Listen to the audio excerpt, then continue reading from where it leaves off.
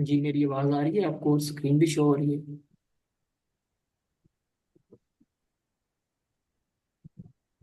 हाँ जी, आसमान में शो हो रही है, आवाज भी आ रही ठीक हो गया निशान। चलो, अब हम बात कर रहे थे, जिस तरह मैंने आपको मेडिसिन का ओवरव्यू दिया ना कि ये 4 एग्जामिनेशन मस्ट हैं, इसी तरह सर्जरी में भी 5 से 6 एग्जामिनेशन हैं। स्वेलिंग का है, थायराइड का है, अल्सर का है हमारे पास। तो ये 5 से 6 हैं।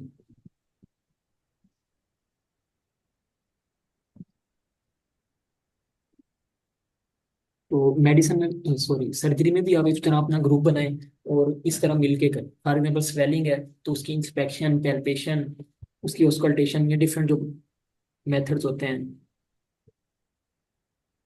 उनको इलिसिट करने के लिए आप अपना टाइम टेबल डिवाइड करें कि आज जो है ना, फॉर एग्जांपल मसूद ने ये चीज़ करके आनी है, जिशान ने ये चीज़ करके आनी है, किंजा ने ये चीज़ करके आनी है। फिर आप तीनों जो है ना डिस्कस करें आपस में। पहले एक ओवरव्यू डिस्कस करें, फिर उसके बाद पेशेंट पे एक परफॉर्म करें, दूसरा करें, तीसरा करें। तो इससे आपकी जो स्किल्स है ना वो बहुत अच्छी हो जाएंगी। क्योंकि एक चीज़ होती है ना कि पता होता है बंदे को भी ये पेपर में आनी ही आनी है। इसी तरह सर्जरी में भी 4 5 एग्जामिनेशन है, वो लाजमी आना ही आना है, 15 मार्क्स का एक। इसी तरह हर्निया मोस्ट इंपॉर्टेंट सर्जरी में। इसी तरह मेडिसिन में वो आना ही आना है, पीड्स में भी आना ही आना है। तो इसी तरह गायनी के जो एग्जामिनेशन है वो भी लाजमी आने हैं, 5 से 6 हैं वो। तो इनकी डिटेल भी मैं इंशाल्लाह ग्रुप में आपको बता दूंगा, बाकी वॉइस नोट में भी सारी चीज़ें सेंड कर दूंगा। लेकिन अभी जस्ट मैं आपको ना एक ओवरव्यू दे रहा हूँ कि अपनी चीज़ों को लेके किस तरह चलना है। बाकी साथ साथ जो आपकी क्यूरीज हो आप मुझे टेक्स्ट कर सकते हैं एनी टाइम। वो सारी मैं इंशाल्लाह साथ साथ आपको बताता रहूँगा। क्योंकि टाइम लिमिटेड है और सारी चीज़ों को ना डिटेल में एड्रेस नहीं किया जा सकता, क्योंकि एक पूरे साल का ओवरव्यू एक कुछ घंटों में नहीं दिया जा सकता। तो नेक्स्ट हमारे पास आ गया ग्रुप स्टडी का मेथड हो गए। अच्छा, वार्ड्स में इफेक्टिव स्किल्स। अब मोस्टली आपका यही होता है कि वार्ड जा रहे हैं तो हॉस्टल से आज़ाद होती हैं गर्ल्स, और बॉयज़ का भी यही हिसाब होता है। तो वो जो है ना, एक अलग ही चल पड़ता है कि पार्टीज कर रहे हैं, ये चीज़ें कर रहे हैं। तो वो वार्ड में आते हैं, बैग रखते हैं और गायब। कोई किधर घूम रहा है, कोई किधर घूम रहा है, हर कॉलेज में यही हो रहा है। तो लेकिन आई वुड सजेस्ट कि आप पार्टीज करें, हैंग आउट करें, लेकिन एक लिमिट में रह के जो आपका मेन मकसद है उसको ना भूलें। लाइक आप अपना ग्रुप बनाया आपने, तो आप उसमें ये डिसाइड हो कि आज हमने आधा घंटा जो है ना देना ही देना है, हर हाल में देना है। अगर कोई टीचर लेट छोड़ रहा है तो आप थोड़ा टाइम रुक जाए वार्ड में। जो आपका कमिटेड वर्क है उसको पूरा करके जाएं। इसी तरह जो वार्ड्स में आपकी स्किल्स है ना वो होंगी। अब वार्ड्स की स्किल को इफेक्टिव किस तरह बनाना है? अब एक दिन आपने जो है ना पूरे रेस्पिरेटरी सिस्टम की एग्जामिनेशन कर ली, एक वीक लगा के। आपके पूरे ग्रुप ने, 3 का ग्रुप था, तीनों को अच्छी आ गई कि इस तरह करनी है। अब अगले दिन आए आप वार्ड में, फॉर एग्जाम्पल अगर आप डिस्कशन का एक टाइम रख लेंगे, वो आफ्टरनून में रख लें या इवनिंग में रख लें। अगर आपने इवनिंग में रखा हुआ है तो आफ्टरनून में आपको टाइम मिल जाता है। तो आप तीनों जाएं, जो आपका ग्रुप है, वार्ड चले जाएं, उधर देखें कि रेस्पिरेटरी सिस्टम के कितने पेशेंट पड़े हैं। फॉर एग्जाम्पल 6 पेशेंट पड़े हैं, 6 के 6 की आप चेस्ट ऑस्कल्टेट करें तीनों। एक तरह से स्टार्ट हो, कंसेंट लें उससे, स्टेथ अपना पास रखें, उन 6 के 6 की आप चेस्ट ऑस्कल्टेट करें। अब फिर देखें, डिस्कस करें कि इसमें वीज थी, इसमें क्रेप्ट थे, इसमें जो है ना नॉर्मल चेस्ट थी। फिर रेस्पिरेशन की टाइप देखें कौन सी थी। तो इस तरह जो है ना, जितनी ज़्यादा पेशेंट्स को आप टच करेंगे, जितने ज़्यादा पेशेंट्स को आप इंटरेक्ट करेंगे, उतनी ज़्यादा आपकी स्किल्स जो है ना वो स्लोली स्लोली प्यूरीफाई होती जाएंगी। बाकी बुक्स पढ़ने से आपको कभी स्किल्स नहीं आती। और जो आपने पूछा कि किस तरह ये जो कॉन्सेप्ट या काजेज होते हैं, तो इनको रिटेन करने का तरीका यही है कि इनको आप ज़्यादा से ज़्यादा ग्रुप में डिस्कस करें और पेशेंट पे अप्लाई करें। फॉर एग्जांपल सीओपीडी का पेशेंट आपके पास वार्ड में मोस्ट कॉमन मिलेगा आपको। उसकी चेस्ट देखें, बैरल शेप चेस्ट होगी, यानी कि उसका एंटीरो पोस्टीरियर डायमीटर ज़्यादा हुआ हुआ है as compared to transverse diameter. तो उसको, उस चीज़ को आप अप्लाई करें अपने साथ, इंची टेप रखें, देखें भी किस तरह हमने देखना है बैरल चेस्ट को। जब आप पेशेंट पे एक बार देख लेंगे तो फिर आपको कभी भी नहीं भूलेगा भूलेगा कि बैरल चेस्ट हमारे पास क्या है। साइनोसिस का पेशेंट देखें, फिर साइनोसिस के काजेज देखें, रेस्पिरेटरी कौन से हैं, सीवीएस के कौन से हैं, other than respiratory and CVS कौन से काजेज हैं साइनोसिस के। तो जब तक उनको आप डिस्कस नहीं करेंगे ना चीज़ों को, वो कभी भी आपको रिटेन नहीं रहेंगी। जस्ट रीड करने से आपको वो भूल जाएंगी चीज़ें। उस टाइम तो जो है ना आपको याद रह सकती हैं, लेकिन कुछ 2-3 दिनों के बाद या 2 to 3 वीक्स के बाद आपको सारा कुछ भूल जाएगा। तो इसको यही है, डिस्कशन करें, बार बार करें और ग्रुप में करें। ग्रुप स्टडी जो है ना अभी से आप स्टार्ट कर दें। जो दूसरी स्टडीज हैं उसमें बेशक आप इंडिविजुअली जो है ना कर सकते हैं, लेकिन ये जो वार्ड वाले क्लिनिकल मेथड है ना, इसमें लाजमी आप अपना ग्रुप बनाएं। यहाँ तक मुझे बताएं, आपको सारी चीज़ें क्लियर हैं?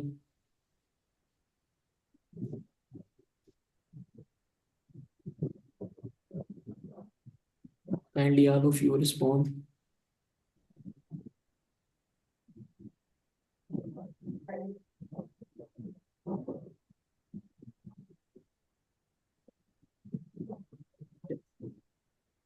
How to improve clinical skills.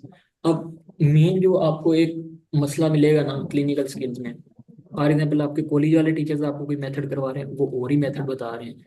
आपके जो हॉस्पिटल वाले हैं वो और ही बता रहे हैं। एचओडी आएंगे, वो कहेंगे इस चीज़ को आपने इस तरह करना है। तो हर बंदा आपको अपने हिसाब से मेथड बताएगा। तो बच्चा जो है ना जब कंफ्यूज हो जाता है, मैं किस मेथड को फॉलो करूँ, मुझे समझ ही नहीं आ रही। अब जेवीबी लेना है for example, jugular Venus pulse या प्रेशर, तो हर टीचर अपने हिसाब से आपको मेथड बताएगा, अभी पहले आपने ये करना है, ये करना है, ये करना है। तो उसका तरीका यही है कि आप जो भी आपको चीज़ पढ़ाई जाती है ना उसको नोट डाउन कर लें। फॉर एग्जाम्पल एक टीचर है मेडिसिन के, उन्होंने आपको जेवीबी का मेथड और बताया, उसको आप नोट डाउन कर लें अपने पास। वो टीचर है, उन्होंने वो बताया, फिर देखें उनमें कॉमन पॉइंट्स कौन से हैं। 99.9% जो चीज़ें होंगी ना वो दोनों में कॉमन होंगी। एक उन्होंने एक्स्ट्रा चीज़ बताई होगी कि जेवीबी में आप ये करेंगे, तो उसको जो है ना अपने मेन नोट्स में ऐड कर लें कि इस इन सर ने ये चीज़ बताई थी एक्स्ट्रा, इसको मैंने ऐड कर लिया। इसी तरह कोई और टीचर आते हैं तो मेन सारी वही चीज़ें बताएंगे, एक आधी वो और बता देंगे कि ये रिफ्लेक्स हम इलिसिट करेंगे, तो उसको आप नोट कर लें। इस तरह जो है ना, आई वुड सजेस्ट कि आप अपने नोट्स बनाएं क्लिनिकल एग्जामिनेशन के। बेड साइड को भी यूज़ करें आप, या उसी पे चीज़ें नोट करते जाएं साथ साथ, अगर कोई एक्स्ट्रा पॉइंट आपको बताते हैं सर। तो इस तरह क्लिनिकल जो आपकी स्किल्स हैं ना वो इम्प्रूव कर सकते हैं आप। Interaction with teachers. अब मेनली फाइनल ईयर में ये होता है कि टीचर्स आपको ना बहुत कम इंटरेक्शन रहता है। क्यों? क्योंकि प्रॉपर लेक्चर्स नहीं हो रहे होते हैं, और अगर एक टीचर है तो उसका वीक में एक लेक्चर हो रहा होता है। तो इसके लिए यही है कि जब भी कोई भी टीचर फॉर एग्जाम्पल आपको करवाते हैं और वो पूछते हैं कि रेस्पिरेटरी सिस्टम का एग्जामिनेशन आज हमने करना है, उन्होंने एक बार करवा दिया आपको, फिर उसके बाद वो पूछते हैं कौन है जो वॉलंटियर करता है और आगे परफॉर्म करेगा। नहीं भी आता ना आपको हैंड रेज करने कि सर मैं परफॉर्म करूंगा, नहीं भी आता। इवन कि आपको कंसेंट लेना भी नहीं आता ना पेशेंट से, फिर भी आप आगे आ जाए कि सर मैं ये करूँगा। कोई भी टीचर के ना आप सबसे आगे खुद को आगे कर दे, ज़्यादा से ज़्यादा क्या होगा कि वो आपको करेक्ट करेंगे। जब आप स्टार्ट करेंगे ना, वो टीचर आपको बताएगा बेटा नहीं ये आपने मेथड इस तरह नहीं करना।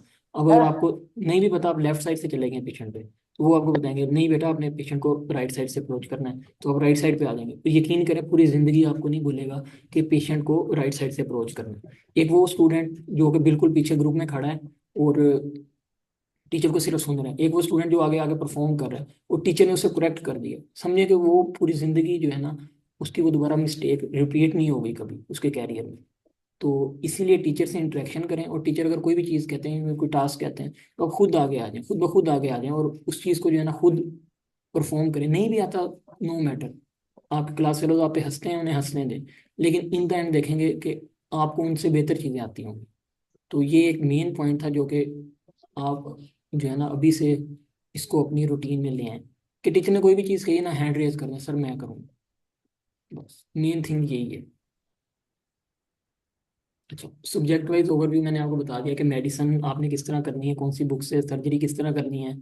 और मेन थिंग नेक्स्ट आ जाती है कि हमारे पास समझ नहीं आ रही होती भी कौन सा सब्जेक्ट जो है ना मुझे किस तरह लेके चलना है। तो इसमें वही मैंने आपको बताया कि कुछ कॉलेजेस हैं उनमें मॉड्यूल वाइज सिर्फ एक सब्जेक्ट का पेपर होता है। तो जिनमें आप अपने सीनियर से पूछें या अपनी एडमिनिस्ट्रेशन से पूछें, अपने टीचर से पूछें भी हमारा जो मॉड्यूल 1 का एग्जाम होना है उसमें सिर्फ एक सब्जेक्ट का आना है, या पूरी बुक का आना है, या सारे सब्जेक्ट का आना है। तो जिस तरह वो आपको गाइड करते हैं फिर उस तरह चीज़ों को लेके चलें। ये नहीं है कि आपकी सर्जरी की रोटेशन चल रही है और आपके मॉड्यूल एग्जाम में चारों सब्जेक्ट आने हैं, तो आप फिर चारों को पढ़ें, सर्जरी को सिर्फ ना पढ़ें, बाकी चारों को भी पढ़ें। तो इस तरह यानी कि सब्जेक्ट वाइज लेके चलें, क्योंकि जो आपके मॉड्यूल के मार्क्स होते हैं वही आगे आपकी इंटरनल असेसमेंट में काउंट हो रहे होते हैं। और हर बंदा जो है ना आपको अपने हिसाब से गाइड करेगा, लेकिन आप में वही देखना है कि कौन सा मेथड आपको बेस्ट लग रहा है। क्योंकि अब ये तो नहीं है कि आपकी सर्जरी की रोटेशन चल रही है, आप पूरा 3 मंथ सर्जरी पढ़ते रहे हैं, सर्जरी का मॉड्यूल आपके पास है, मेडिसिन का फेल है, गाइनी ऑब्स का भी फेल है, पीड्स का भी फेल है, तो जब आपकी पीड्स की रोटेशन आएगी तो वो पिछला रिकॉर्ड भी उनके पास होगा। तो इंटरनल असेसमेंट आपकी इस तरह इफेक्ट होती है। सिम्स भावलपुर में पहले यही होता था कि जो रोटेशन चल रही होती थी ना वही आपको एग्जाम होता था। लेकिन हमारे सेकंड मॉड्यूल में ये सीन हुआ था कि सारा उन्होंने कर दिया था। लाइक सारे सब्जेक्ट का जितना जितना पढ़ा हुआ था, जो मॉर्निंग में लेक्चर हो रहे थे कॉलेज में, जो जो पढ़ा हुआ था वो सबके मॉड्यूल एग्जाम हुए थे। तो इस बार कंफर्म कर लीजिएगा डायरेक्टर सर से भी क्या सीन है, तो फिर उस हिसाब से अपना एक शेड्यूल बनाएं।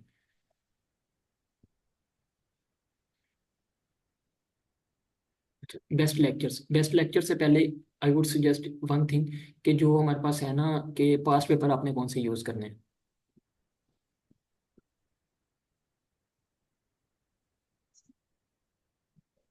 मार्केट में बहुत से पास्ट पेपर अवेलेबल हैं, बहुत सी शॉर्ट बुक्स, बहुत सी समराइज बुक। मैं नाम ही लेना चाहूँगा, इस तरह उनकी प्रमोशन हो जाएगी यहाँ।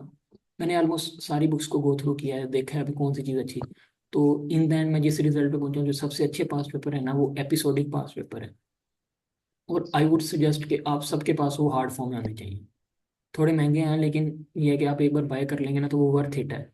वो वेस्टेज ऑफ मनी नहीं है। बाकी जो आप बुक्स लेते हैं वो एक सब्जेक्ट की बुक आपको 15 to 2000 तक पड़ी होती है, और वो वर्थ इट नहीं है। एपिसोडिक अगर आप 3000 के ले रहे हैं तो वो वर्थ इट है।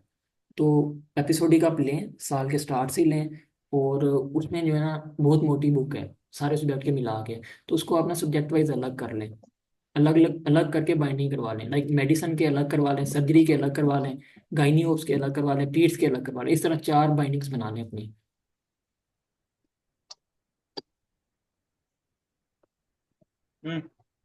3000 या 3200 तक होंगे एपिसोडिक। अभी इनका जो न्यू एडिशन आया है, थर्ड एडिशन आ गया, और वो ब्लू कलर में प्रिंट है। वो आपने लेना है लाजमी, पुराना नहीं लेना। पहले सेकंड सेकंड एडिशन था, लेकिन अभी थर्ड एडिशन आ गया है। तो कोशिश करेंगे आप थर्ड एडिशन बाय करें।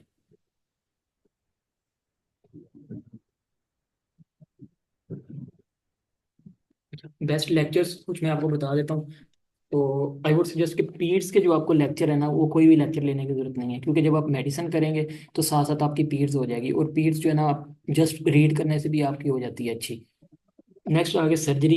सर्जरी में जो जर्नल सर्जरी है ना उसके लिए MBBS लेक्चर्स नेम से यूट्यूब चैनल है, वो बहुत अच्छे हैं। वो डोगर से पढ़ाते हैं, चैप्टर वाइज पढ़ाते हैं, वो आप ले सकते हैं। और जो सिस्टेमिक सर्जरी है उसके लिए प्रेप लैडर के लेक्चर्स बहुत अच्छे हैं, वो आप ले सकते हैं। अगर आपने प्रेप लेटर्स के नहीं लेने, वो आपको लेंथी लगते हैं, तो इसके अलावा ब्रेनलेस या सेल्फलेस के भी आप ले सकते हैं, वो भी अच्छे हैं सिस्टेमिक सर्जरी के।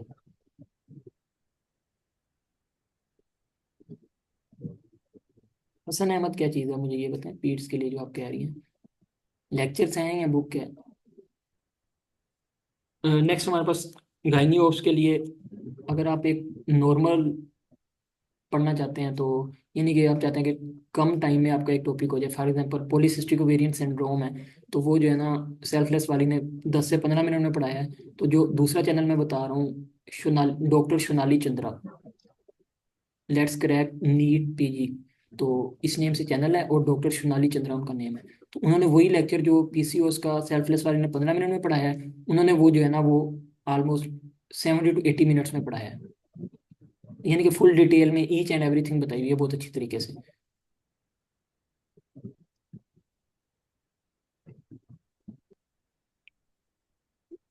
तो सोनाली चंद्रा और सेल्फलेस दोनों आप देख लें लेक्चर्स, जो आपको सूट करते हैं वो ले लें।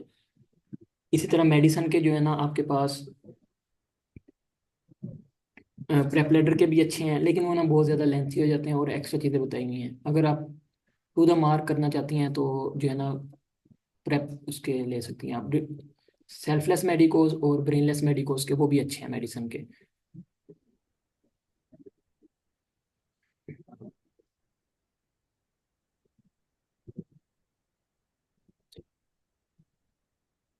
इसके अलावा जो है ना काफ़ी स्टूडेंट्स बार बार पूछ रहे थे कि सर जिस तरह आपके बाकी ईयर्स में सेशन हैं, तो क्या फाइनल ईयर में भी आपको ये सब्जेक्ट पढ़ाएंगे? तो आई थिंक सो कि medicine is most important subject in final year, जिस पे आपकी अच्छी ग्रिप होनी चाहिए। तो इंशाल्लाह 8 नवंबर से जो है ना हमारा मेडिसिन का सेशन स्टार्ट होगा, जिसमें मेनली जिस तरह आपने मेडिसिन को पढ़ना है, आपको एक समराइज्ड फॉर्म में slides with video lectures and 3D illustrations, इंशाल्लाह ये लेक्चर होंगे। आप में से जो लोग ज्वाइन करना चाहते हैं वो मुझे टेक्स्ट कर दीजिएगा, और इंशाल्लाह 28 नवंबर से ये सेशन स्टार्ट होगा। इसमें आपको मेडिसिन के जो मेंशन टॉपिक हैं ये करवाए जाएंगे। बाकी जो रिमेनिंग टॉपिक्स हैं वो फिर हम नेक्स्ट सेशन में इंशाल्लाह करेंगे। तो इसमें हमारे पास लाइव लेक्चर होंगे जूम पे आपको, और PDF स्लाइड्स के अवेलेबल होंगे आपके लिए, MCQs पल्स, और क्लिनिकली आपको बताया जाएगा कि अस्थमा अगर आपने पढ़ा तो पेशेंट पे किस तरह अप्लाई करना है, वो सारा नॉलेज। इसी तरह मेडिसिन के साथ साथ जो पीडियाट्रिक्स के एस्पेक्ट्स होंगे वो भी कवर किए जाएंगे। और स्पेसिफिकली जो मेन चीज़ डिस्कस की जाएगी हर लेक्चर के रिलेटेड, नम्स के MCQs पूल आपको डेली प्रैक्टिस करवाए जाएंगे, और SCQ डिस्कशन होगी नम्स की डेली। तो आप में से जो लोग ज्वाइन करना चाहते हैं वो मुझे टेक्स्ट कर दीजिएगा, और इंशाल्लाह ग्रुप में भी मैं इसका पोस्ट शेयर कर दूंगा।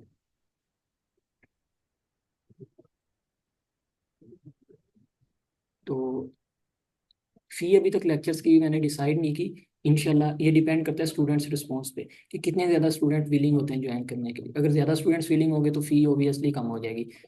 और इंशाल्लाह it was a master class, इसमें आपको मेडिसिन इतनी अच्छी तरह पढ़ाई जाएगी कि डिस्टिंक्शन लेवल इंशाल्लाह, क्योंकि मेडिसिन मेरा फेवरेट सब्जेक्ट है, और इंशाल्लाह मैं खुद इसको पढ़ाऊंगा।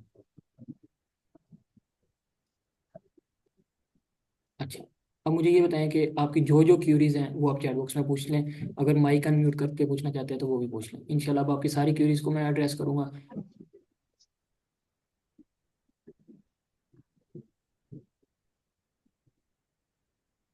सर्जरी के लिए कैप्लान के लेक्चर्स अच्छे हैं, लेकिन कैप्लान के लेक्चर्स जो है ना वो बहुत ज़्यादा प्रिसाइज होते हैं, यानी कि छोटे होते हैं, तो वो चीज़ों को इतनी आप अच्छी तरह रिटेन नहीं कर पाते। अगर आपको सूट करते हैं तो आप लाजमी लें, क्योंकि डिफरेंट मेथड्स होते हैं स्टडी के। अब आपको कौन सा मेथड सूट कर रहा है या किसको आप लेके चलना चाह रहे हैं वो आप पे डिपेंड करता है। लेकिन मैंने आपको वो चीज़ें बताई हैं जो 90 to 95% स्टूडेंट्स के लिए सूटेबल हैं, यानी कि जिनको आप फॉलो करके अच्छे मार्क्स ले सकते हैं, स्किल अच्छी कर सकते हैं, कॉन्सेप्ट अच्छे कर सकते हैं, नॉलेज अच्छा कर सकते हैं। अच्छा, पीड्स के लिए कह रहे हैं कि हसन अहमद की एक बुक है वो नहीं अच्छी। आई वुड सजेस्ट के शॉर्ट बुक्स आप ना करें, क्योंकि जब एक सब्जेक्ट आपने पढ़ना है तो उसको अच्छा पढ़ें। और परवेज अकबर बहुत अच्छी बुक है। अब रेस्पिरेटरी सिस्टम में से आपने जस्ट 10 to 9 टॉपिक्स करने हैं, सारी परवेज अकबर नहीं करनी है आपने। वो इंशाल्लाह मैं आपको टॉपिक वाइज बताऊंगा भी रेस्पिरेटरी सिस्टम में से कौन सी चीज़ें आपने करनी है, तो परवेज अकबर से में वो चीज़ें करें। और उसमें से भी आगे मैं आपको बता दूंगा कि कौन सी चीज़ आपने परवेज अकबर में से नहीं करनी। तो आई वुड सजेस्ट कि आप परवेज अकबर ही करें, क्योंकि MCQs काफ़ी मुश्किल आ रहे होते हैं। लाइक अगर जस्ट आपने पास होना है फिर तो आप खाली एपिसोडिक पढ़ के भी पास हो सकते हैं।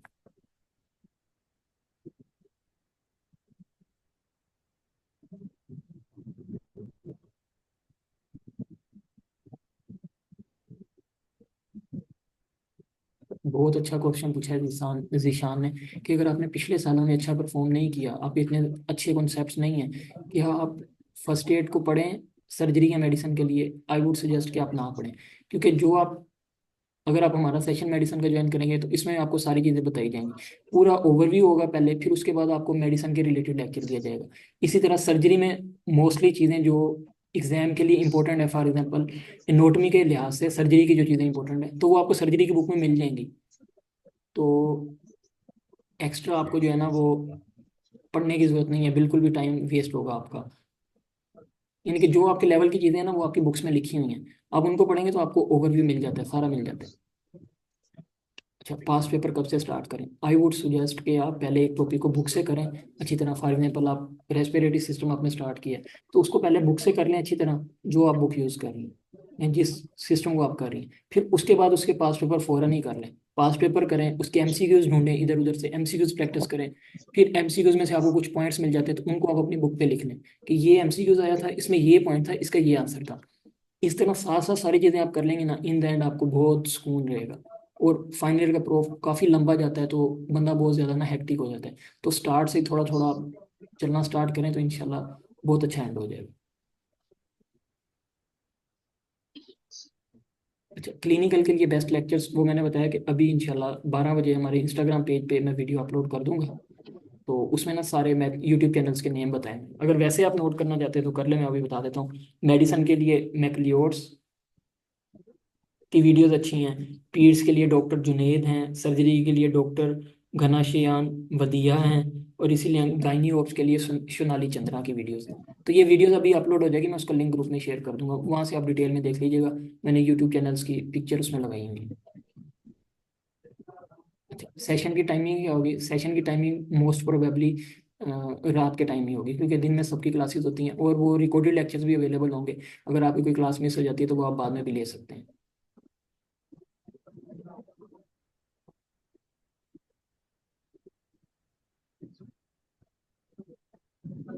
यस। बहुत हेरिंग ने पूछा है कि सीरियस एग्जामिनेशन अगर करनी है तो उसके मोस्ट रिपीटेड क्वेश्चंस वो इंशाल्लाह मैं आपको ना वॉइस नोट में साथ साथ बताता रहूँगा, क्योंकि ये सारी चीज़ें अभी एक लेक्चर में नहीं कवर की जा सकती। तो इस साल इंशाल्लाह मैं ना आपको सिस्टम वाइज और हर टॉपिक वाइज गाइडलाइंस साथ साथ देता रहूँगा, क्योंकि मैं फ्री हूँ। और फाइनली इज मोस्ट इंपॉर्टेंट, तो मैं चाहता हूँ कि आप सब बहुत अच्छा पढ़ें और बहुत अच्छा परफॉर्म करें।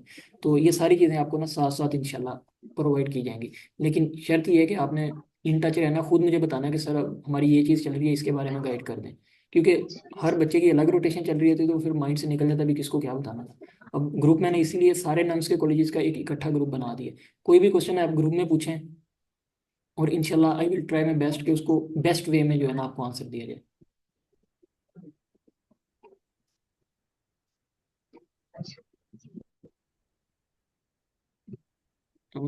आई विल ट्राई कि मैं ग्रुप का लिंक इधर शेयर कर दूं। नहीं तो आप ये नंबर नोट कर लें मेरा, इस पे आप ना टेक्स्ट कर दीजिएगा।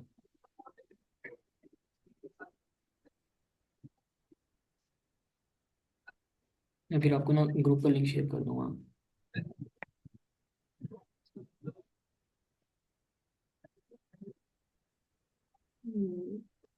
Just one minute.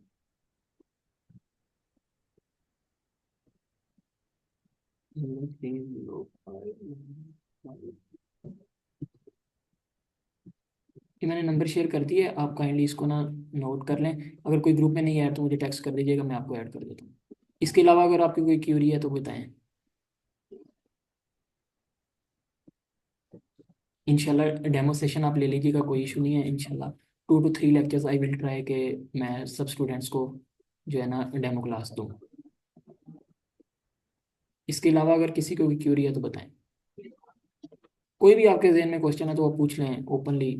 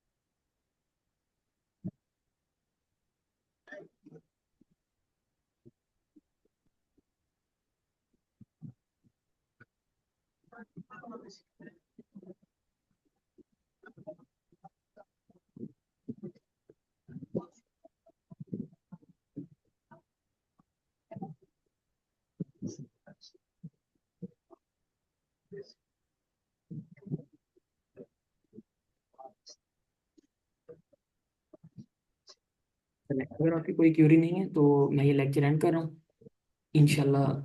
बाकी अगर आपकी कोई भी क्यूरी हो तो मैंने अपना नंबर भी ड्रॉप कर दिया है, ग्रुप में भी है नंबर मेरा।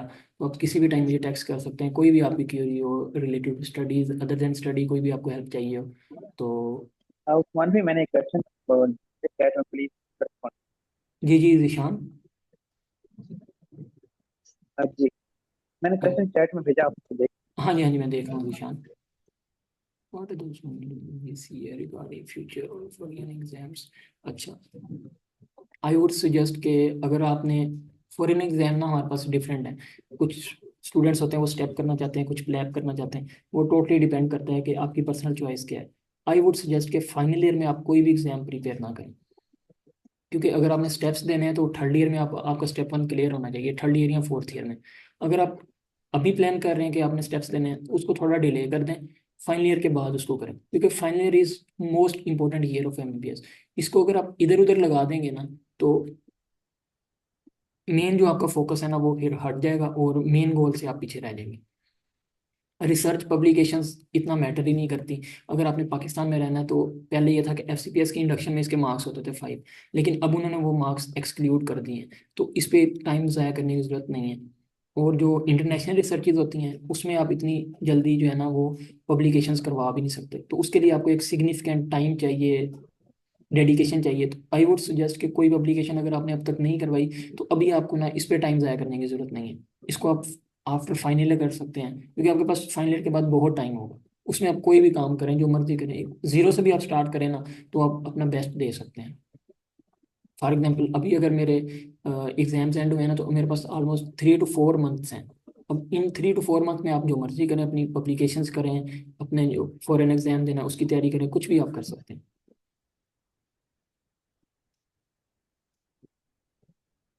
इसके अलावा अगर किसी को भी क्वेश्चन है तो बताएं।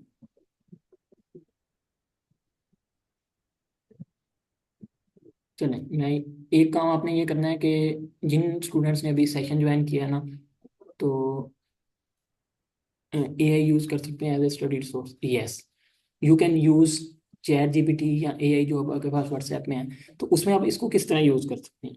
मेनली फॉर एग्जांपल आप देख रहे हैं कि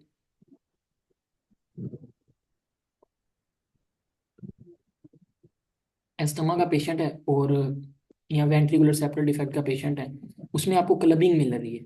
अब आपने इतना तो याद कर लिया कि उसमें आपको क्लबिंग मिल रही है। अब उसकी रीज़न आप देखना चाह रहे हैं भी, why clubbing occurs in a cyanotic heart diseases. तो उसको आप लिखें चैट जीपीटी पे, वो आपको बहुत अच्छा गाइड कर देगा कि क्लबिंग क्यों हो रही है, क्या रीज़न है। तो इन चीज़ों की बेसिक को कोरिलेट करने के लिए आप चैट जीपीटी को यूज़ कर सकते हैं। बाकी अगर आपने किसी कोई हिस्ट्री लेनी है, हिस्ट्री का मैं बताना भूल गया कि वार्ड में डेली कोशिश करें कि आप एक लाजमी हिस्ट्री लें, जो आपने अपना ग्रुप बनाया है ना, एग्जामिनेशंस भी करें और हिस्ट्री भी लें। हिस्ट्री लें फिर उसको डिस्कस करें। फिर फॉर एग्जांपल अस्थमा का पेशेंट है ना, तो चैट जीपीटी को आप कमांड दें, give a detailed history of asthma patient. वो आपको पूरा ओवरव्यू दे देगा कि आपने एस्थमा के पेशेंट की हिस्ट्री किस तरह लेनी है। फिर वो आप हिस्ट्री लें एस्थमा के पेशेंट की, उसको राइट करें, फिर मिलके डिस्कस करें।